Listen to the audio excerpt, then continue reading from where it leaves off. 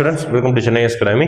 வகுப்பு 1ஆக நம்ம இன்னைக்கு ஆரம்பிக்க போறது பாத்தீங்கன்னா 6th செய்யுள் மட்டும் பார்க்க போறோம். ஓகேங்களா? இன்னைக்கு கிளாஸ் ஃபுல்லா 6th செய்யுள் ஒரு பாயிண்ட் கூட விடக்கூடாது. ஓகே, நம்ம புக்ல படிக்கக்கூடிய விஷயங்கள் எல்லாத்தையுமே நம்ம மெட்டீரியல் கூடிய விஷயங்களை நான் அப்படியே டிஸ்பிளே பண்ணி ஒவ்வொரு பாயிண்டா நான் காமிச்சிருக்கேன். ஓகே, அதை வச்சு நம்ம டிஸ்கிரைப் ஒவ்வொரு விஷயத்தையும் நம்ம அதை சொல்லி நடத்தும் போது ஆழ மனசுல பதிஞ்சுக்கும். அப்ப இன்னைக்கு படிச்சதோட இது மட்டும் இல்லாம என்ன செய்யணும், நீங்க இந்த கிளாஸ் நல்லா கவனிச்சுட்டு உங்க ஸ்கூல் புக்கையும் நீங்க ரீட் பண்ணணும். ஸ்டார்ட் பண்ணலாம்.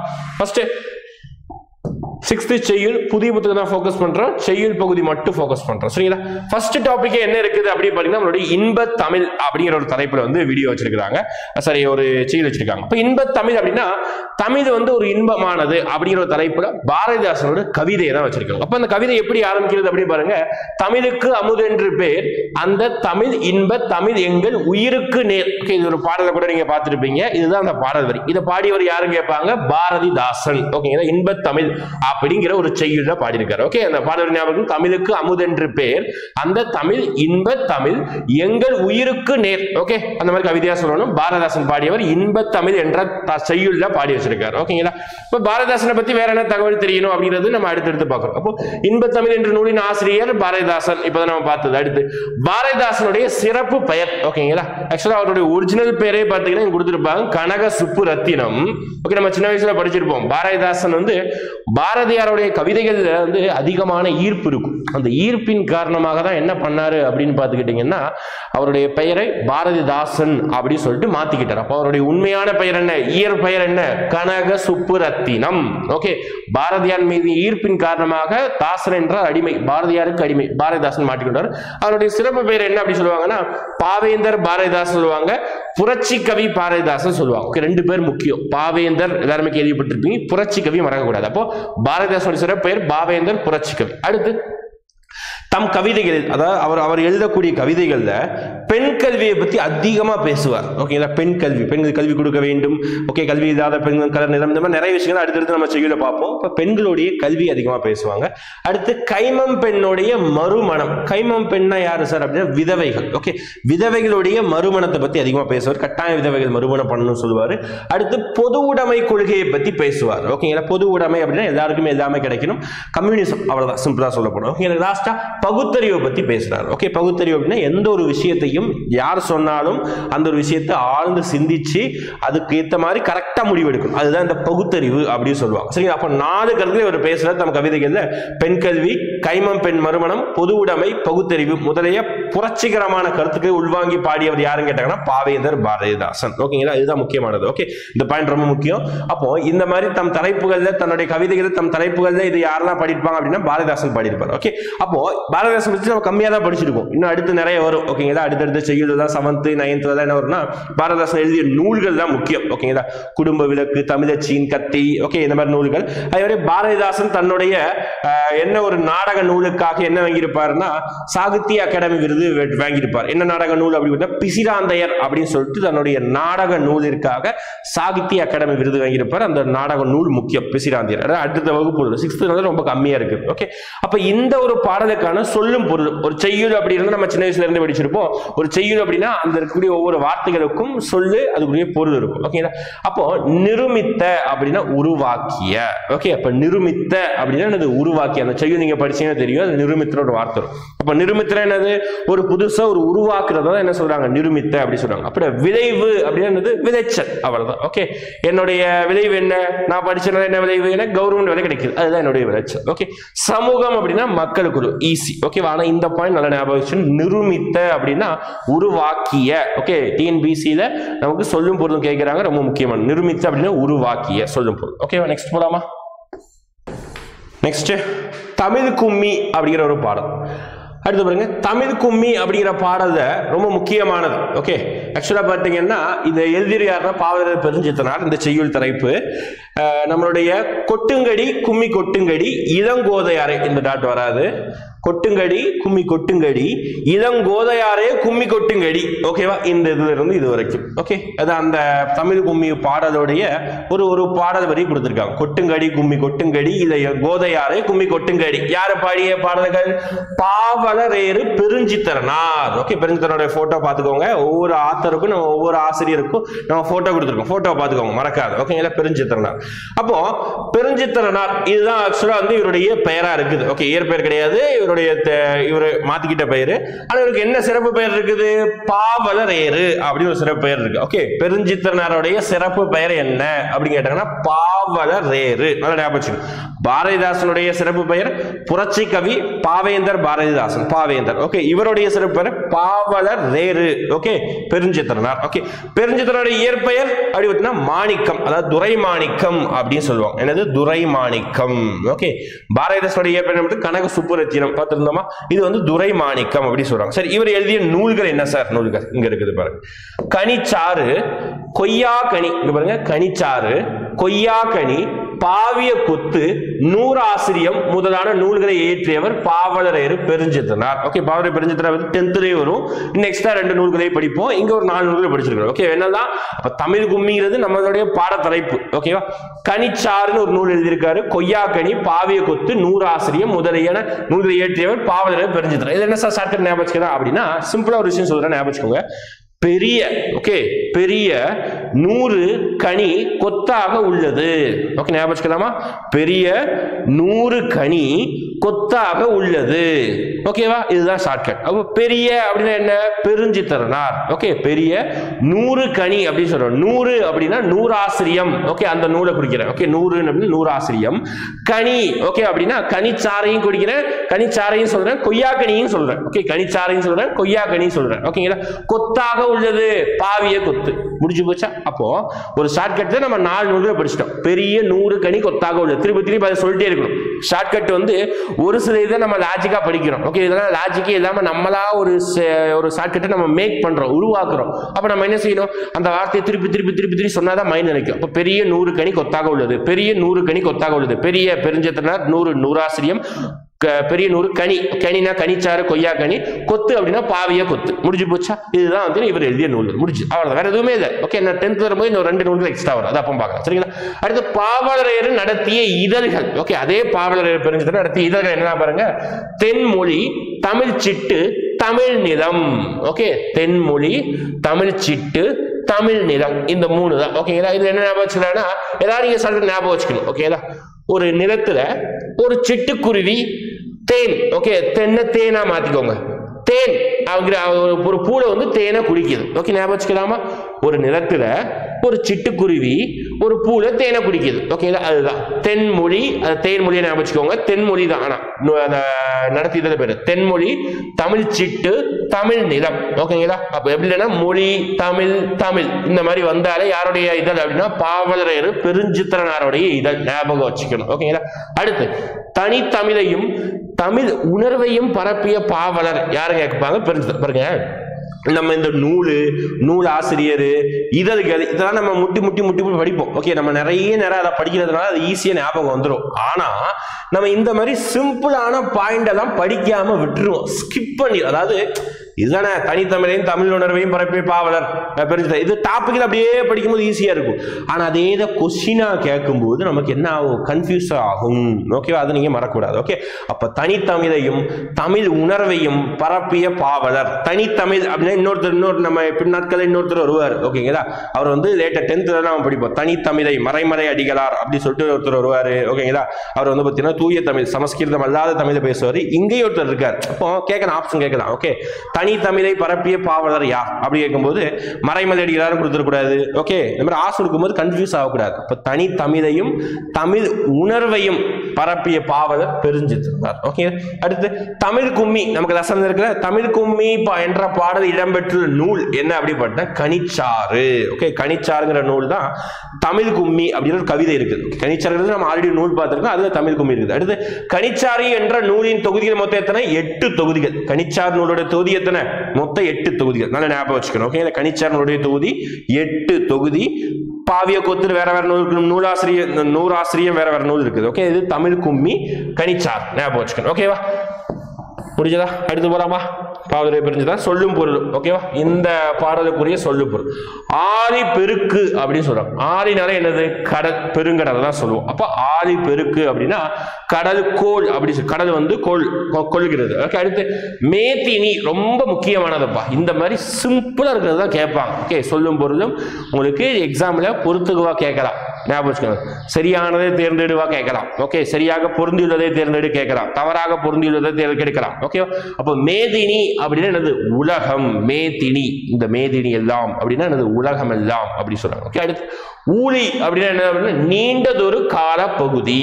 நீண்டதொரு காலப்பகுதி அப்படின்னா ஊழி அப்படின்னு சொல்றாங்க. அடுத்து பாருங்க, உள்ள பூட்டு அப்படின்னா அறிய விரும்பாமை. உள்ள பூட்டு என்னது? அறிய விரும்பாமை, அறிவதற்கு விரும்பல அப்படின்னு சொல்றாங்க. ஓகே, உள்ள பூட்டு அப்படின்னா அறிய விரும்பாமை. நெக்ஸ்ட் போலாமா? இப்ப 4 சொல்லும் பொழுது இருக்குது. அடுத்து சிலப்பதிகாரம். ஓகே, சிலப்பதிகாரத்தை சொல்றாங்க. அப்ப சிலப்பதிகாரம் சொன்ன உடனே நமக்கு ஞாபகம் வந்துடணும். சிலப்பதிகாரத்தை பத்தி பேசிக்கா நம்ம ஸ்கூல்ல படிச்ச விஷயம் ஞாபகம் வந்துடணும். சிலப்பதிகாரத்தை பத்தி நம்ம ஸ்கூல்ல என்ன படிச்சிருக்கோம்? கண்ணகியோட கதை படிச்சிருப்போம், கோவலன், மாதவி, இந்த கதைலாம் நம்ம ஞாபகம் வச்சிருப்போம். சிலப்பதிகாரம் வந்து வேற வேற. ஓகே, அதாவது மூவேந்தர்கள் ஆண்ட பகுதி எல்லா இடத்துலயும் வரும். இயற்றியவர் யாரு? சேர மன்னரை சேர்ந்தவர், சேர குடும்பத்தை சேர்ந்தவர் தான் நம்ம ஞாபகம் வச்சுக்கணும். ஸ்கூல்ல படிச்ச விஷயம் ஞாபகம் வச்சுக்கணும். ஸ்கூல்ல நம்ம டீச்சர் சார் என்ன பண்ணிருப்பாங்க?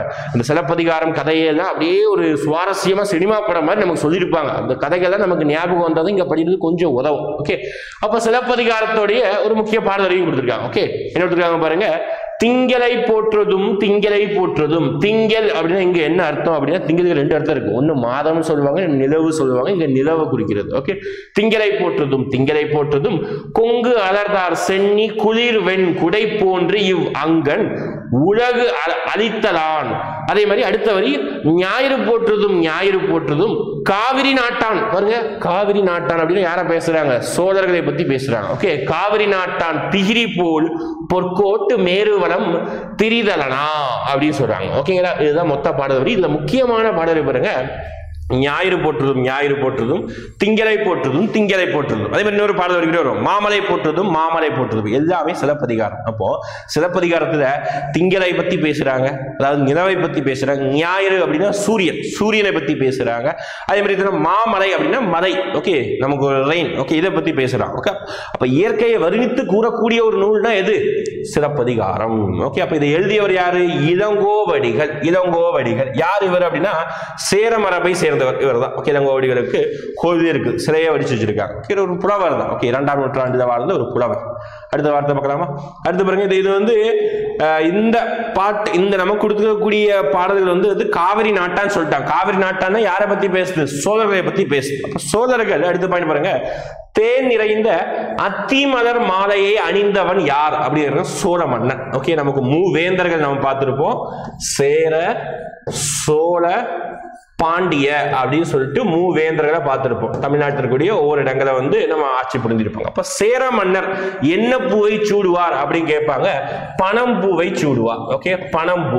சோழ மன்னர் என்ன பூவை சூடுவார்? அதுதான் நமக்கு கொடுத்திருக்காங்க, அத்திப்பூ மாலையை சூடுவார். அத்திப்பூ மாலையை சூடுவார். அப்ப பாண்டிய மன்னர் என்ன சார் சூடுவாங்க அப்படி பார்த்தீங்கன்னா வேப்பம் பூவை சூடுவாங்க. ஓகே, வேப்பம் பூ ஞாபகம் வச்சுக்கணும். இந்த 3 பூவையும் மூவேந்தர்களும் 3 விதமான மாலை அணிந்தாங்க. சேரர்கள் பனம்பூ, சோழர்கள் அத்தி மலர் மாலை, பாண்டியர்கள் வந்து வேப்பம்பூவை சூடுறாங்க. ஓகேங்களா, அப்ப தேன் நிறைந்த, அதுல பாருங்க அந்த உவமையை பார்த்தீங்கன்னா, தேன் நிறைந்த அத்தி மலர் மாலையை அணிந்தவன் யாருன்னா சோழ மன்னர். ஓகே, அடுத்து பாருங்க, சிலப்பதிகாரம் காப்பியத்தை இயற்றியவர் யார்? இளங்கோவடிகள். நம்ம அங்கேயே பார்த்தோம். இளங்கோவடிகள் எந்த வம்சத்தை சேர்ந்தவர், எந்த மரபை சேர்ந்தவர்? சேர மரபை சேர்ந்தவர். எப்படி சார் சொல்றீங்க அப்படி பார்த்தீங்கன்னா, இவருடைய தமையன். ஓகே, இவருடைய சகோதரர் யாரு அப்படி பார்த்தீங்கன்னா சேரன் செங்குட்டுவன். மன்னர் கேள்விப்பட்டிருக்கீங்க, சேரன் செங்குட்டுவன் தான் இவருடைய தம்பி. ஓகே, அடுத்து ஆக்சுவலா வந்து இளங்கோவடிகள் தான் மன்னர் ஆக வேண்டியது.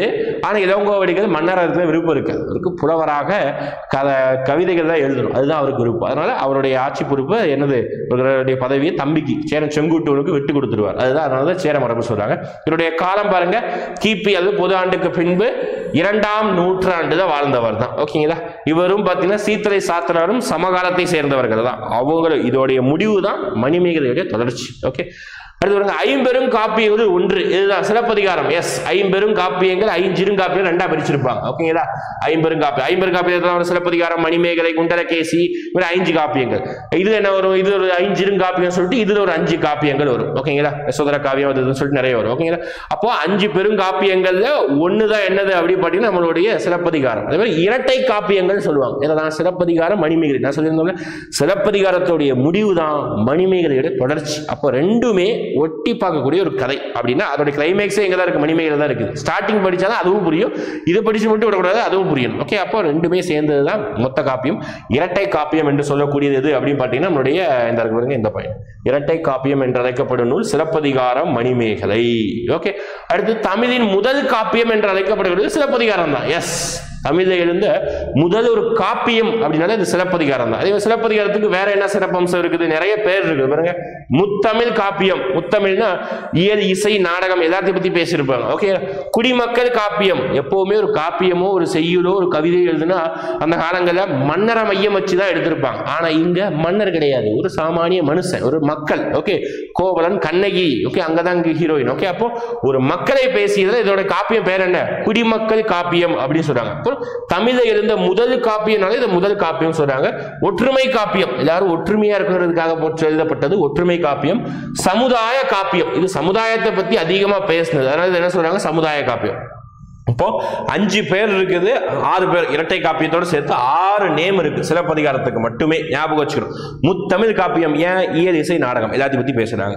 குடிமக்கள் காப்பியம், மக்கள் தான் இதுல ஹீரோ, பொதுமக்கள் தான் ஹீரோ, கோவலன், கண்ணகி தான். ஓகே, முதல் காப்பியம், தமிழ் எழுந்த முதல் காப்பியனால இதுக்கு பேர் முதல் காப்பியம். ஒற்றுமை காப்பியம், ஒற்றுமையை போட்டுகிறது ஒற்றுமை காப்பியம். சமுதாய காப்பியம் அப்படியே சமுதாயத்தை பத்தி மட்டும்தான் பேசுதே தவிர மன்னருடைய வீரம், கொடை, அவன் எப்படி சண்டை போட்டான், எவ்வளவு பகுதி ஆட்சிஞ்சா, இதெல்லாம் பத்தி பேசுறது. ஓகேவா, இதெல்லாம் சேர்ந்து என்னது அப்படி பார்த்தீங்கன்னா நம்மளுடைய சிலப்பதிகாரம். ஓகே, அடுத்து இரட்டை காப்பியம் என்று அழைக்கப்படுது சிலப்பதிகாரம், மணிமேகலை. அடுத்து போறாமா பாருங்க, கடைசி வரையும் என்ன சொல்றாங்க பாருங்க. திங்கள், ஞாயிறு, மலை என இயற்கையை வாழ்த்துவதாக தொடங்கும் காப்பியம் எது அப்படின்னு கேட்டாங்கன்னா சிலப்பதிகாரம், மறக்கூடாது. ஓகே, ஞாயிறு போற்றுதும், திங்களை போற்றுதும், மாமலை போற்றுதும், இப்படிதான் வரிகள் வரும். அப்படினால சிலப்பதிகாரம் கண்ணை ஓடிட்டு போட்டுரும். இதுதான் இளங்கோவடிய சிலையை வடிச்சு வச்சிருக்காங்க. ஓகேங்களா, சேர மரபை சேர்ந்தவர். சொல்லும் பொருள் பார்க்கலாமா, நான் சொன்னா திங்கள்னா 2 மீனிங் இருக்குது. ஒன்னு நிலவுன்னு சொல்லுவாங்க, இன்னொன்னு மாதம் சொல்லுவாங்க. ஓகேவா, நீ இங்கிருந்து பயணம் செய்வதற்கு எத்தனை நாட்கள் ஆகும் அப்படின்னு கேட்பாங்க. ஒரு 4 திங்கள் ஆகும் அப்படின்னு சொல்லுவாங்க. 4 திங்கள்னா 4 திங்கள் விட்டு போகும்போது 4 வாரம் அப்படின்னு சொல்லக்கூடாது. ஓகே, 4 திங்கள்னா 4 மாசம். ஓகே, அடுத்து கொங்கு அப்படின்னா மகரந்தம் அப்படின்னு சொல்றாங்க. ஓகே, அந்த மலர்கள்ல மகரந்தம் எல்லாம் சொல்லுவாங்கல்ல, அந்த கொங்குங்கிற மீனிங் சொல்றாங்க. அடுத்து பாருங்க, அதர் அப்படின்னு என்னது, மலர்கள் தான் என்ன சொல்றாங்க, அதர் அப்படின்னு சொல்றாங்க. அடுத்து திகிரி அப்படின்னா என்ன சொல்றாங்க, ஆணை சக்கரம் அப்படின்னு சொல்லுவாங்க. திகிரினா என்னது, ஆணை. ஓகே, ஆணையோட சக்கரம். அடுத்து போலாமா, அடுத்து மேரு அப்படின்னா என்னது, இமயமலை. ஓகே, மேரு அப்படின்னா இமயமலை, அதுதான் என்ன சொல்லுவாங்க நம்மளுடைய தஞ்சை பெரிய கோயில் என்ன சொல்லுவாங்கன்னா தென்னகத்தின் மேரு அப்படி சொல்லுவாங்க, தென்னகத்தோடைய இமயமலை அப்படி சொல்லுவாங்க. அடுத்து நாம நீர் அப்படின்னா அச்சம் தரும் கடல், அது அச்சம் தரும் நீர் சொல்லுவாங்க, அப்படின்னா அச்சம் தரும் கடல். நாம நீர், அச்சம் தரும் கடல், ஞாபகம் வச்சுக்கோங்க, ரொம்ப முக்கியமானது. அடுத்து அரி அப்படின்னா கருணை அப்படி அர்த்தம். பொற்கோட்டு அப்படின்னா பொன்மயமான சிகரத்தில், இமயமலை பத்தி பேசுறாங்க, பொற்கோட்டை பத்தி பேசுறாங்க. பொற்கோட்டு அப்படின்னா அது என்ன சொல்றாங்க, பொன்மயமான சிகரத்தில். ஓகே, நெக்ஸ்ட் போலாமா, அடுத்து காணி நிலம் அப்படிங்கிற ஒரு தலைப்புல அடுத்த ஒரு செய்யுள். யார் சார் அப்படின்னா பாரதியார் எழுதிய ஒரு கவிதை தான் காணி நிலம் அப்படின்னு சொல்றாங்க. ஓகே, என்ன காணி நிலம் அப்படின்னா மண் உரிமைக்காகவும் பெண் உரிமைக்காகவும் பாடியவர் யாருன்னா பாரதியார். நமக்கு தெரியும் பாரதியார் என்ன பண்ணிருப்பாரு அப்படின்னு பார்த்தீங்கன்னா, அதாவது இந்தியா விடுதலை பெற வேண்டி நிறைய உணர்ச்சி மிக்க கவிதைகளை எழுதியிருப்பாரு. அதே மாதிரி பெண்களுடைய உரிமைக்காகவும் நிறைய கவிதைகளை எழுதியிருப்பாரு. ஓகே, அவரும் பெண்ணுடைய உரிமையை பத்தி பேசுறாரு. பாரதிதாசன் பெண் கல்வியை பத்தி பேசுறாரு, மறுமணத்தை பத்தி பேசுறாரு. ஓகே, இவர் என்ன செய்யறாரு அப்படின்னா மண் உரிமைக்கும் பெண் உரிமைக்கும் பாடியவர்னா பாரதியார். ஓகே, நிலவொளி வீசுவதற்கு உவமையாக சொல்லப்படுவது முத்த சொல்றாங்க. ஓகே, நிலவோடைய ஒளி வீசுவதையும் முத்தோடைய ஒளி வீசுவதையும் ஒப்பிட்டு கூறுகிறாங்க, அதுதான் என்று சொல்றாங்க. ஓகே, அடுத்து பாரதியாருடைய இயற்பெயர் என்ன அப்படின்னு பார்த்தீங்கன்னா சுப்பிரமணியன், அதுதான் பாரதியாருடைய இயற்பெயர். என்ன பெயர், சுப்பிரமணியன். அடுத்து பாரதி என்னும் பட்டத்தை வழங்கியவர் யார், ரொம்ப முக்கியமானதுப்பா இந்த டாபிக் பாருங்க. பாரதி என்னும் ஒரு பட்டம். ஓகே, ஆக்சுவலா இதோட ஒரிஜினல் பேரே என்னது அப்படின்னா சுப்பிரமணியன். ஓகே, சுப்பிரமணி தான் கூப்பிடுவாங்க தவிர பாரதியார் தான் முதல் வச்ச பேர் கிடையாது. ஓகே, ஒரு 16-18 அகவையில தான் என்ன பண்ணுவாங்க அப்படின்னு பார்த்தீங்கன்னா எட்டயபுரம் மன்னர் அப்படின்னு சொல்லிட்டு தூத்துக்குடி மாவட்டத்தில் அவர் வாழ்ந்தாரு. எட்டயபுரம் மன்னர் மன்னர்கிட்ட இது கவிதை பாடி காமிப்பார். கவிதை பாடி காமிச்சதுனால இவருக்கு என்ன பட்ட பேர் கொடுக்குறாங்க, அந்த மன்னர் பாரதி அப்படின்னு சொல்லிட்டு ஒரு பட்ட பேர் கொடுக்குறாங்க. ஓகேங்களா, இப்போ நம்ம ஒரு பாரதினா எல்லாருக்கும் தெரிஞ்சிருந்தது பாரதி கண்ணம்மா. ஓகே, அது ஃபேமஸ். இங்க வேற. ஓகே, இங்க பாரதியிலிருந்து நல்ல கவிதை படிச்சதுனால பாரதி பட்டம் கொடுக்குறாங்க. யார் கொடுத்தது? எட்டயபுர மன்னர். சின்ன வயசுலேயே கொடுத்துருவாங்க. ஓகே, அடுத்து இவர் பாடிய நூல்கள் நிறைய நூல்கள் இருக்கு. நம்ம கொஞ்சமா படிக்கணும், ஹையர் ஸ்டடீஸ் அதிகமாக படிக்கணும். ஓகே, பாஞ்சாலி சபதம் ரொம்ப முக்கியமானது. கண்ணன் பாட்டு, குயில் பாட்டு முதலே பல நூல்களை இயற்றியவர் யாருன்னா பாரதியார். ஓகே, பாஞ்சாலி சபதம், கண்ணன் பாட்டு, குயில் பாட்டு நூல்களை இயற்றியவர் பாரதியார். அடுத்து காணி நிலம், அதை இயற்றியவர் யாருதான்? பாரதியார் கவிதைகள் என்ற தலைப்பில் இருக்குது. காணி நிலம் என்ற பாடல் இடம்பெற்ற நூல் எதுனா பாரதியார் கவிதைகள் அப்படின்னு சொல்றாங்க. ஓகே, அப்ப காணி நிலம் அப்படின்னா யாரு? பாரதியார் கவிதை, பாரதியார் எழுதுறது. தமிழ் கும்மி அப்படின்னா யாரு? பாவலரேறு பெருஞ்சித்திரனார். ஓகே, எல்லாம் நடத்தி முடிச்சு கடைசி கேள்வி கேட்பேன். ஓகே, தமிழ் கும்மினா பாவலரேறு பெருஞ்சித்திரனார். ஃபர்ஸ்ட் நம்ம படிச்சோமே ஞாபகம் இருக்குல்ல? அது பார்த்தீங்கன்னா நம்மளுடைய பாவேந்தர் பாரதிதாசன் எழுதுறது. ஓகே, அது வந்து இன்பத்தமிழ் அப்படின்னு சொல்லிட்டு பாரதியார் சொல்லும் பொழுது காணி அப்படின்னா நிலவை குறிக்கும் சொல். இவ்வளவு நிலம் அப்படி, இவ்வளவு ஏக்கர், இவ்வளவு சென்ட் சொல்றாங்க. அதே மாதிரி காணின்னு சொல்றாங்க. அடுத்து மாடங்கள் அப்படின்னா மாளிகையின் அடுக்குகள் அப்படின்னு சொல்றாங்க. அடுத்து சித்தம் ரொம்ப முக்கியமானது. கேள்வி கேட்டிருக்காங்க, இதெல்லாம் படிக்காம கூடாது. சித்தம் அப்படின்னா உள்ளம் அப்படின்னு சொல்றாங்க. ஓகே, அடுத்து போலாமா? அடுத்து மூதுரை. மூதுரை அப்படின்னாலே இது பேரை பார்க்கும்போது ஞாபகம் வரும்னா ஔவையார் எழுதிய ஒரு நூல் தான். ஓகே, கற்றோருக்கு சென்ற இடமெல்லாம் சிறப்பு. ஓகே, சின்ன வயசுல இருந்தே நம்ம கேள்விப்பட்டிருக்கோம். கற்றோருக்கு சென்ற இடமெல்லாம் சிறப்பு அப்படின்னு சொல்லுவாங்க. அதுதான் ஔவையார். ஓகே, மன்னனும் மாசற்ற கற்றவனும் அப்படின்னு சொல்லிட்டு ஒரு பாடல் வரியும் இருக்கும். அதுவும் ஔவையார் பாடிய நூல்கள் தான். ஓகே, கற்றோருக்கு சென்ற இடமெல்லாம் சிறப்பு, மன்னனும் மாசற்ற கற்றோரும் அப்படின்னு சொல்லிட்டு ஔவையார். ஓகே, அடுத்து மூதுரை அப்படின்னு சொல்லிட்டு ஒரு நூலுடைய ஆசிரியர் யாரு? ஔவையார் தான் மூதுரை என்ற நூலுடைய ஆசிரியர். அடுத்து மூதுரை அப்படின்னா சொல்லுடைய பொருள் என்ன அப்படின்னா மூத்தோர் கூறும் அறிவுரை. அதுதான் என்னது? மூதுரை அப்படின்னு சொல்றாங்க. ஓகே, மூத்தோர் கூறும் அறிவுரை தான் என்ன சொல்றாங்க? மூதுரை அப்படி சொல்றாங்க. அடுத்து ஆத்திச்சுடி, கொன்றை வேந்தன், நல்வழி போன்ற நூல்களை இயற்றியவர் யாருன்னா ஔவையார். பாருங்க, 3-4 நூல்கள் ஞாபகம் வச்சுக்கணும்ப்பா. ஆத்திச்சுடினா எல்லாருக்கும் ஞாபகம் வந்துடும் ஔவையார் தான். ஓகே, இந்த கொன்றை வேந்தன், நல்வழி, அப்புறம் வந்து மூதுரை. ஓகே, இந்த 3 நூல்கள் ரொம்ப முக்கியமானது, மறந்துடக்கூடாது. ஓகே, கொன்றை வேந்தன், நல்வழி, மூதுரை என்ற 3 நூல்களை எழுதியவர் யார் அப்படின்னு கேட்டாங்கன்னா ஔவையார் எழுதினார். ஓகேங்களா? அடுத்து சிறந்த அறிவுரை கூறும் நூல் எது அப்படின்னு கேட்டாங்கன்னா இதுதான். ஓகே, இது மூதுரை தான். மூத்தோர் கூறு அறிவுரை சொல்லுவாங்க.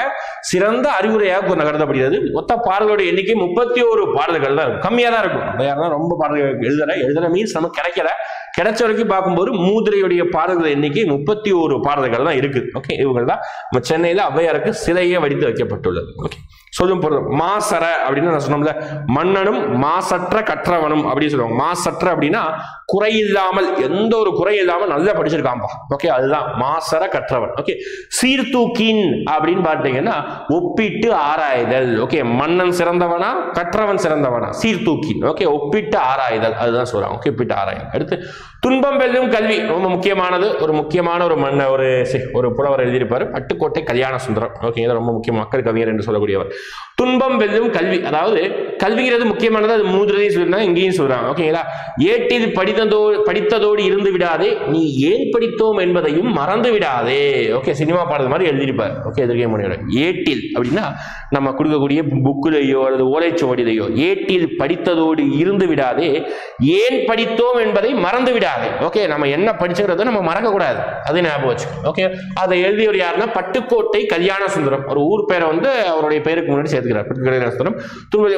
ஆசிரியர் பட்டுக்கோட்டை சுந்தரம். திரை இசை பாடல்களில் உழைப்பாளிகளின் உயர்வை போற்றியவர். ரொம்ப முக்கியமானது. அதாவது ஒவ்வொரு புலவருக்கும் ஒவ்வொரு ஸ்டைல் இருக்கும்பா, அதை நீங்க புரிஞ்சுக்கணும். ஓகேங்களா?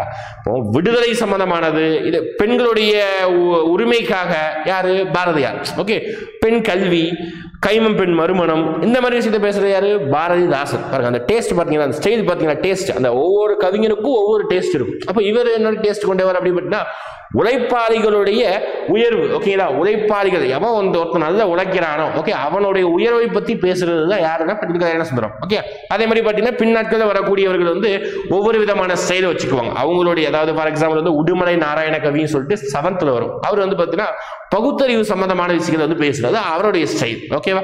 ரைட். அதனால அவருக்கு வந்து பகுத்தறிவு கவிராயர்னே வச்சிருப்பாங்க. ஓகே, அப்போ உழைப்பாளிகளின் உயர்வை பத்தி பேசுறாரு, சாமானிய மக்களை பத்தி பேசினாரு. இவருக்கு என்ன பட்ட பெயர்? மக்கள் கவிஞர் அப்படின்னு சொல்லுவாங்க. சிறப்பு பெயர் என்னது? மக்கள் கவிஞர். அடுத்து எளிய தமிழில் சமூக சீர்திருத்த கருத்துக்களை வலியுறுத்தி பாடியவர் பட்டுக்கோட்டை கல்யாண சுந்தரம். நல்லா ஞாபகம் வச்சுக்கணும். தமிழ் உணர்வையும் தனித்தமிழையும் பரப்பியவர்னா பாவலரேறு பெருஞ்சித்திரனார். எளிய சமூக கருத்துக்களை வலியுறுத்தி பாடியவர்னா பட்டுக்கோட்டை கல்யாண சுந்தரம், சிறப்பு பெயர் மக்கள் கவிஞர் அப்படின்னு சொல்றாங்க. ஓகேங்களா, ஞாபகம் வச்சுக்கணும். 4 பாயிண்ட் தான். மக்கள் கவிஞர், அப்புறம் வந்து பாத்தீங்கன்னா உழைப்பாளரை பத்தி பேசுறாரு. இந்த பாடல் வரி ஞாபகம் வச்சு, துன்பம் வெல்லும் கல்வி இவர் படிச்சது. அடுத்து ஆசாரக்கோவை பார்க்கலாமா? ஆசாரக்கோவைனா பெருவாயின் முள்ளியார் அவர் தான் எழுதியிருப்பார். பெருவாயின் முள்ளியார் அவர் தான் எழுதியிருப்பாரு. ஆசாரக்கோவையுடைய பாடல் பாருங்க. நன்றி அறிதல் பொறையுடைமை இன்சொல்லோடு என்று கூறும் நூல் ஆசாரக்கோவை. ஓகே, ஆசாரக்கோவைனா ஃபர்ஸ்ட் என்ன அப்படின்னு பார்த்தீங்கன்னா நல்ல ஒழுக்கங்களின் தொகுப்பு. நல்ல இப்படிதான் வாழணும், ஒழுக்கங்களை பத்தி பேசக்கூடியது. நல்ல ஒழுக்கங்களின் தொகுப்பு தான் ஆசாரக்கோவை அப்படின்னு சொல்லுவாங்க. ஆசிரியர் என்ன அப்படின்னா பெருவாயின் முள்ளியார் அப்படி சொல்றாங்க. பெருவாயின் முள்ளியார் பிறந்த ஊர் கயத்தூர் அப்படிங்கிறாங்க. இது வந்து 14 கீழ்கணக்கு நூல்கள் ஒன்று. ஓகே, மொத்த தமிழ் நூல்களை என்ன சொல்லியிருப்பாங்க, 2ஆ பிரிச்சிருப்பாங்க. ஓகேங்களா, மொத்தம் கிடையாது, இதுக்கு ஒரு சில நூல்ல 14 மேல்கணக்கு. ஓகே, 14 மேல்கணக்கு அப்படி சொல்லுவாங்க. 14 11 கிடையாது, 18 தான் 14 சொல்றாங்க. அடுத்து 14 கீழ்கணக்கு நூல்கள் அப்படின்னு சொல்லுவாங்க. ஓகேங்களா, இந்த மேல்கணக்கு நூல்களை 2ஆ பிரிப்பாங்க. எப்படி சொல்லுவாங்க, 8 தொகை 10 பாட்டு அப்படி பிரிப்பாங்க. இந்த கீழ்கணக்கு நூல்களை வந்து அறநூல்கள். இது எல்லாமே திருக்குறள், ஆசாரக்கோவை, நாலடி அப்படின்னு சொல்லி நிறைய நூல்கள் 18 நூல்கள் போகும். ஓகேங்களா, அதெல்லாம் படிக்கணும் நம்ம எல்லாமே. ஓகே, இதை வந்து 8 தொகை 10 பாட்டு அப்படின்னு சொல்லிட்டு 2ஆ பிரிச்சு வச்சுக்குவாங்க. ஓகே, இது 14 கீழ்கணக்கு நூல்கள் ஒன்று திருக்குறளும் கூட. ஓகே, ஆசாரக்கோவை அப்படின்னு நல்லொழுக்கத்தின் தொகுப்பு. அடுத்து 14 கீழ்கணக்கு நூல்கள் ஒன்று ஆசாரக்கோவை. 100 வெண்பாக்களை கொண்ட நூல், ரொம்ப முக்கியம். ஆசாரக்கோவை எத்தனை வெண்பாக்களை கொண்டதுன்னு கேட்பாங்க. வெண்பாக்களால் ஆனது. ஓகே, பா வகைகள் நிறைய இருக்குது. ஆசிரியப்பா, வஞ்சிப்பா, இது வெண்பா இருக்குது. அது வெண்பாக்கள் 100 வெண்பாக்களை கொண்டதுதான் இந்த ஆசாரக்கோவை. நல்லா ஞாபகம் வச்சுக்கணும். மூதுரை 31 பாடல்களை கொண்டது மூதுரை. கனிச்சாறுல 8 தொகுதிகள் இருக்குது. ஞாபகம் வச்சுக்கணும், 8 தொகுதிகள் கனிச்சாறுல இருக்குது. மூதுரையில 31 பாடல்கள். இங்க என்னது, நம்மளுடைய ஆசாரக்கோவை 100 வெண்பா. அந்த நம்பர் ஒரு விஷயத்தை படிக்கும்போது இது மாதிரி படிச்சு வச்சுன்னா ஞாபகம் வரணும். ஓகே, 100 வெண்பாக்களை கொண்ட நூல் ஆசாரக்கோவை பாடலில் பெறப்படும் நல் ஒழுக்க விதைகள் மொத்தம் எத்தனை, 8. இங்கேயும் 8 பாருங்க. ஆசாரக்கோவை பாடல்ல பெறப்படும் நல்ல ஒழுக்கங்களுடைய விதைகள் எத்தனை, நல்ல ஒழுக்கத்தை பத்தி பேசுறாங்கன்னா 8 ஒழுக்கத்தை பத்தி பேசுறாங்க. அதே மாதிரி கனிச்சாரதையும் 8 தொகுதிகள் இருக்கு. ஞாபகம், இவர் தான் ஒரு முனிவர் மாதிரி இருக்காரு பாத்தீங்களா. ஓகே, இவர் தான் பாத்தீங்கன்னா நம்மளுடைய பெருவாயின் முள்ளியார். அடுத்து போலாமா, கண்மணியே கண்ணுரங்கு அப்படின்னு சொல்லிட்டு ஒரு தாலாட்டு பாடலை வச்சிருப்பாங்க. சின்ன ஒரு எக்ஸாம்பிள் தான். ஓகே, சின்ன ஒரு பாடல் தான். ஏட்டில் எழுதப்படாத இசைப்பாடல்னா நாட்டுப்புற பாடல் அப்படிதான் சொல்லுவாங்க. அதாவது இதெல்லாம் வந்து எங்கேயும் எழுதி வச்சிருக்க மாட்டாங்க. தலைமுறையாக நாட்டுப்புற பாடல்கள், தாலாட்டு பாடல்கள் தான் கடத்தப்படும். அடுத்து வாய்மொழி இலக்கியங்கள்ல ஒண்ணு தாலாட்டு. ஓகே, வாய் வழியா பாடக்கூடிய இலக்கியம் தான் தாலாட்டு. அடுத்து தாலாட்டை எப்படி பிரிப்பாங்க, தால் பிளஸ் ஆட்டு அப்படின்னு சொல்றாங்க. ஓகேங்களா, அதாவது நாவை அசைத்து அசைத்து பாடக்கூடியது என்ன சொல்லுவாங்க அப்படின்னா, அந்த குழந்தை ஆடிட்டே பாடுவாங்கல்ல, கண்ணுரங்க அப்படின்னு சொல்லிட்டு பாடுவாங்கல்ல, அது வந்து நாக்க அசைச்சி அசைச்சி பாடுறதுனாலதான் இதுக்கு என்ன சொல்றாங்க, தாலாட்டு அப்படின்னு சொல்லுவாங்க. அப்ப நாக்கு அசைப்பட நாக்காட்டு அப்படிதான் சொல்லணும். ஏன் சார் தாலாட்டு அப்படின்னு? ஆக்சுவலா தா என்றால் தமிழ்ல என்ன அர்த்தம்னா நாக்குன்னு அர்த்தமா. ஓகே, நான் அசைத்து பாடு. தா என்றால் என்ன சொல்றாங்க, நாக்குன்னு சொல்லுவாங்க. அதுதான் தால் ஆட்டு, நாக்கை ஆட்டி பாடுதல் தான் தாலாட்டை. எப்படி பிரித்து எழுதுகிற கேட்பாங்க இந்த மாதிரி விஷயங்கள்லாம். தால் பிளஸ் ஆட்டு, நாவை அசைத்து பாடுது. ஓகே, வாய்மொழி இலக்கியங்கள் ஒண்ணு தாலாட்டு. அடுத்து நானிலம் படைத்தவன், கடைசியா இன்னும் கொஞ்சம் தான் இருக்குது, முடியரசன். இவர் தான் ஆக்சுவலா முடியரசன். நானிலம் படைத்தவன் ஒரு பாடலுடைய ஆசிரியர் முடியரசன். முடியரசனுடைய இயற்பெயர் என்ன, துரைராசு. ரொம்ப முக்கியமானது, ஒவ்வொருத்தனுடைய இயற்பெயர் ஞாபகம். முடியரசனுடைய இயற்பெயர் துரைராசு. முடியரசன் பேரு மூடி இருக்காது அவருக்கு, ஞாபகம் வச்சுக்கணும். ஓகேவா, இந்த மாதிரி ஏதாவது ஷார்ட்கட் ஞாபகம் வச்சுக்கணும். கவிஞர் ஹெண்ட் அடிச்சாலும் பரவாயில்ல, வேற வழி கிடையாது படிக்கிறதுக்கு, நிறைய படிக்கணும்ல. அதே மாதிரி முடியரசனுடைய சிறப்பு பெயர் என்ன சொல்லுவாங்க அப்படி பார்த்தீங்கன்னா திராவிட நாட்டின் வானம்பாடி. பாருங்க எவ்வளவு சிறப்பு பேர் படிச்சிருக்கோம். மக்கள் கவிஞர் யாருக்கு ஞாபகம் வச்சுக்கணும். ஓகே, திராவிட நாட்டின் வானம்பாடி அப்படின்னு யாரு, முடியரசன் அப்படின்னு சொல்றாங்க. இவருடைய இயற்பெயர் துரைராசு. இவர் என்ன நூல்கள் சார் எழுதினாரு பாருங்க. இந்த நூல்கள் எல்லாமே பெண்களுடைய பேர் மாதிரியே இருக்கும். ஓகே, பெண்ணுடைய பேர் மாதிரியே இருக்கும். பாருங்க, பூங்கொடி இருக்கா, வீர காவியம். ஓகே, வீரா கூப்பிடுவோம் பெண்களை. ஓகே, அடுத்து பாரு காவிய பாவை. ஓகே, காவிய பாவை, காவியா முடிஞ்சு போச்சு. எல்லாமே 3மே பெண்களுடைய பேர். பூங்கொடி, வீர காவியம், காவிய பாவை முடிஞ்சு போச்சு. ஓகே, 3 நூல்கள் எழுதியிருக்காரு யாரு, முடியரசன். அடுத்து பாருங்க, நானிலம் படைத்தவன் என்ற பாடல் இடம்பெற்றுள்ள நூல் என்னன்னா புதியதோர் விதி செய்வோம். ஓகே, புதியதோர் விதி செய்வோம். ஓகே, 4 புக்கு ஞாபகம். பூங்கொடி, வீரகாவியம், காவிய பாவை, காவிய பாவை. ஓகே, இங்க வந்து பாத்தீங்கன்னா புதியதோர் விதி செய்வோம் முடிஞ்சு போச்சு. அடுத்த புதிய ஆசிரியர் முடியரசன். முடியரசன் ரொம்ப முக்கியமானது. இந்த திராவிட நாட்டின் வானம்பாடி ஞாபகம் வச்சுக்கோங்க. இந்த நூல் பேரை ஞாபகம் வச்சுக்கணும், ரொம்ப முக்கியமானதுன்னா இது 2. அடுத்து சொல்லும் பொருள், சமர் அப்படின்னா போர் அப்படின்னு சொல்றாங்க. ஓகே, சமர் அப்படின்னா என்னது, போர். நல்கும் அப்படின்னா தரு. கலனி அப்படின்னா வயல், நமக்கு எல்லாருக்கும் தெரியும். அடுத்து மரம் என்றால் வீரம், களம் என்றால் கப்பல், கப்பல் மாதிரி இருக்கும். ஓகே, ஆலி என்றால் கடல், அவ்வளவுதான் முடிஞ்சு போச்சு. ஆலி என்றால் கடல். கடலோடு விளையாடு. ஓகே, நெய்தல் திணையை பத்தி பேசுறாங்க. ஓகே, நெய்தல் திணை என்னது? கடலும் கடல் சார்ந்த இடம், இதுதான் நெய்தல் திணை. ஓகேங்களா, மொத்தம் 5 திணைகள் இருக்குதா, குறிஞ்சி, முல்லை, மருதம், நெய்தல், பாலை. நெல்லை திணையை நெய்தல் திணையை மட்டும் பத்தி பேசுறாங்க. அப்ப நிலம் என்ன? நெய்தல் திணைனா கடலும் கடல் சார்ந்த இடம் தான் நெய்தல் திணை. அங்க வாழக்கூடிய மக்கள் என்ன சொல்லுவாங்க? பரதர், பரத்தியர், எயினர், எயிற்றியர் அப்படின்னு சொல்லுவாங்க. ரொம்ப முக்கியமானது பரதர், பரத்தியர் ரொம்ப முக்கியம், ப்ரீவியஸா கேட்டிருக்காங்க. அப்ப கடல்ல வாழ்ந்தா உங்க வேலை என்னவாதான் இருக்கும்? அவங்களுடைய வேலை என்ன? தொழில் என்ன? மீன் பிடிக்கிறது, உப்பு விளைவிக்கிறது, அவ்வளவுதான். ஓகே, அவங்களுடைய பூ என்ன சொல்றாங்க? தாளம்பூ. ஓகே, இதெல்லாம் முக்கியம். இந்த பூ மக்கள், இந்த 2 ஞாபகம் வச்சுக்கோங்க. ஓகே, அதே மாதிரி ஒவ்வொரு திணைக்கும் என்ன மக்கள், என்ன பூ, என்ன தொழில், எல்லாமே நம்ம படிக்கணும். ஓகே, அது பின்னாட்கள் நம்ம படிக்கலாம். ஓகே, பூ அப்படின்னா தாளம்பூ. அடுத்து கடலோடு விளையாடு என்ற பாடல் இடம்பெற்ற நூல் நாட்டுப்புற இயல் ஆய்வு. ஓகே, இந்த நூலை வந்து தொகுத்தவர் யார்? எழுதியர் கிடையாது. பாருங்க, நாட்டுப்புற இயல் ஆய்வு என்ற நூலை தொகுத்தவர் யாரு அப்படின்னா சு. சக்திவேல். இப்படி ஏன் சார் எழுதியர் சொல்ல அப்படின்னா, நான் சொன்ன நாட்டுப்புற பாடல் வந்து வாய்மொழி இலக்கியம், வம்சம் பாடப்பட்டது. இதை தொகுத்தவர் தான் யாருன்னா சு. சக்திவேல். அடுத்து உழைக்கும் மக்கள் தம் கலைப்பை மறக்க உற்சாகத்துடன் பாடக்கூடிய பாடல் நாட்டுப்புற பாடல் ஆகும். வாய்மொழி இலக்கியம் என்று அழைக்கப்படுவது நாட்டுப்புற பாடல். ஓகே, இதுக்கு என்ன சொல்றாங்க? ஏற்ற பாட்டு, ஓடப்பாட்டு அப்படின்னு சொல்லிட்டு வேற வேற பேரும் இருக்குது. ஓகே, விளையாட்டு பாடல்கள், தாலாட்டு பாடல்கள் நாட்டுப்புற பாடல்கள் தான். ஓகே, ரொம்ப முக்கியமானது ஏற்ற பாட்டு, ஓடப்பாட்டு அப்படின்னா நாட்டுப்புற பாடல். ஓகே, அதுல நெய்தல் திணை, அதான் ஒண்ணு இல்லை, கடலை போட்டை தள்ளும் போது படிப்பாங்க ஐதேசான்னு சொல்லிட்டு, அந்த மாதிரி பாடல்கள் கூட நாட்டுப்புற பாடல்கள் தான், வாய்மொழி இலக்கியங்களாக இருக்கு அப்படிங்கிறது. இந்த தொகுத்தவர் யாருன்னா சு. சக்திவேல். ரொம்ப முக்கியமானது. ஓகே, அடுத்து பாரதம் அன்ற நாற்றயங்கால் முடிய போகுது. ஓகே, பாரதம் அன்றைய நாற்றங்கால் அப்படின்னு சொல்லுவாங்க. இதோட ஆசிரியர் தாரா பாரதி. இதோட இயற்பெயரே பார்த்தீங்கன்னா ராதாகிருஷ்ணன் தான். இது இந்த ராதா இது அப்படியே மாத்தி போட்ட என்னது? தாரா. முடிஞ்சு போச்சு, அதுதான் இதோட பேரை வச்சுக்கலாம், தாரா பாரதி. பாரதம் அன்ற நாற்றங்கால் சொல்லுவாங்க. இவர் என்ன சொல்லுவார் அப்படி பார்த்தீங்கன்னா, நம்மளோட திருக்குறள் என்ன சொல்லியிருப்பார் அப்படி பார்த்தீங்கன்னா, நம்ம திருக்குறள் வந்து தேசம் உடுத்திய நூலாடை அப்படின்னு சொல்லுவாங்க. நம்ம திருக்குறளை வந்து அந்த அளவு புகழ் பெற்றது அப்படின்னு சொல்றாரு. ஓகே, இவருடைய பட்டப்பெயர் என்ன? அடைமொழி என்ன? கவி ஞாயிறு. அப்ப மக்கள் கவிஞர், திராவிட நாட்டின் வானம்பாடி, புரட்சி கவி, பாவேந்தர். இங்க வந்து நம்ம கவி ஞாயிறு அப்படின்னு சொல்றோம். இது எப்படி ஈஸியா ஞாயிறு லீவு தாடா. ஓகே, அப்ப கவி ஞாயிறு அப்படின்னா என்னது? நம்மளுடைய தாராபாரதி. அடுத்து தாராபாரதி எழுதிய நூல்கள் என்ன நூல்கள் தான் அப்படின்னு பாத்தீங்கன்னா, புதிய விடியல், இது எங்கள் கிழக்கு, விரல் நுனி வெளிச்சங்கள். மொத்தம் 3 நூல்கள் இருக்கு, நல்லா ஞாபகம் வச்சுக்கணும். புதிய விடியல், இது எங்கள் கிழக்கு, விரல் நுனி வெளிச்சங்கள். ஓகே, இது எப்படி ஞாபகம் வச்சுக்கலாம் அப்படின்னா, கிழக்கு. ஓகே, விடியும். எங்க தான் விடியும்? சூரியன் வந்தாதான் விடியும். எங்க விடியுது? எந்த திசையில விடியும்? கிழக்கு கிழக்குல தான் அந்த சூரியன் உதிக்கும். அப்ப கிழக்கு, விடியல், விரல் நுனி வெளிச்சங்கள். இந்த விரல் நுனி வெளிச்சங்கள் எப்படி ஞாபகம் வச்சுக்கிறான்னா, தாராபாரதியோட ரொம்ப முக்கியமான ஒரு கொட்டேஷன் இருக்கு. என்னன்னா, விரல்கள் 10 மூலதனம் அப்படி சொல்லுவாங்க. ஓகே, உங்ககிட்ட ஒண்ணுமே இல்லைன்னு நினைக்காத. ஓகே, உங்ககிட்ட ஒரு கை இருக்குது, உங்க அந்த கையில 10 விரல்கள் இருக்கு. அந்த விரல்களை வச்சு நீ என்னனாலும் செய்யலாம், உழைக்கலாம். அதுதான் சொல்றாங்க, விரல்கள் 10 மூலதனம். உங்ககிட்ட பணங்கிறது இல்லைன்னு வருத்தப்படாத. பணங்கிறது ஒரு முதலீடு கிடையாது, கை தான் வந்து முதலீடு. உன்னுடைய விரல்களை வச்சு நீங்க எதனால பண்ணலாம் சொல்றாங்க. அதுதான். அப்ப புதிய விடியல், இது எங்கள் கிழக்கு, விரல் நுனி வெளிச்சங்கள். இந்த 3 எழுதியவர் யாருன்னா தாராபாரதி. அவருடைய அடைமொழி பெயர் வந்து கவி ஞாயிறு அப்படின்னு சொல்லி, இயற்பெயர் ராதாகிருஷ்ணன். ஓகே, அடுத்து போலாமா? அடுத்து குமரிமுனியின் கண்ணியைக்கு கூந்தலுக்கு சூட மலர்கள் பூக்கும் இடம் காஷ்மீர் அப்படின்னு காளிதாசன் இயற்றிய பாடல் எதிர்க்கும். அதான் தென்னகத்தையும் வடகத்தையும் வந்து ஒண்ணு சேர்க்கிறார். இவர் தான் தாராபாரதி. ஒரு புக் இருக்கு அது. அடுத்து பராபர கன்னி. ஒன்னு 2 இருக்கு. பராபர கன்னி அப்படின்னா தாயுமானவர் எழுதிய நூல் தான் பராபர கன்னி சொல்லுவாங்க.